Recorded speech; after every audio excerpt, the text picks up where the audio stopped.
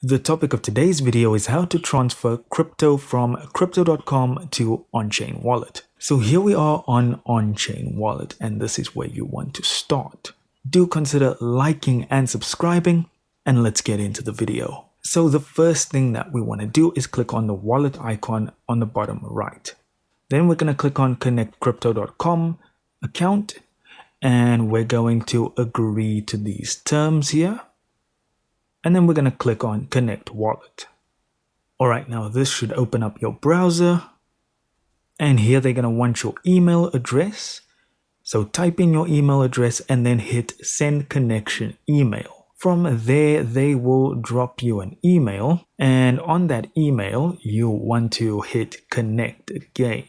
Now from here, they'll ask you for your crypto.com app passcode. So the one you use to log into crypto.com.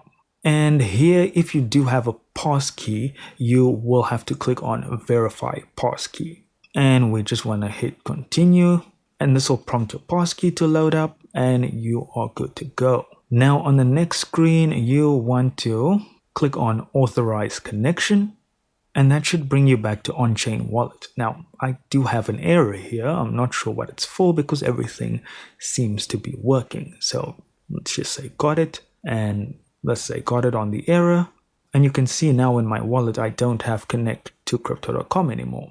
But let's go on to the next step and we'll know if everything is all good. So now we're going to crypto.com. So here we are on the home screen of crypto.com. And we are going to click on accounts on the left bottom. And then we're going to click on crypto. And in here we want to select which coin we want to send. So I'll just pick any random one. And in here, we want to click on transfer and then withdraw. And then here we want to click on crypto.com on chain. So it seems like everything's working here. And now they'll just want you to confirm that you trust this wallet. So hit confirm and withdraw. And on this section, you will put in the amount of whatever token or coin you want to transfer. You can leave a note.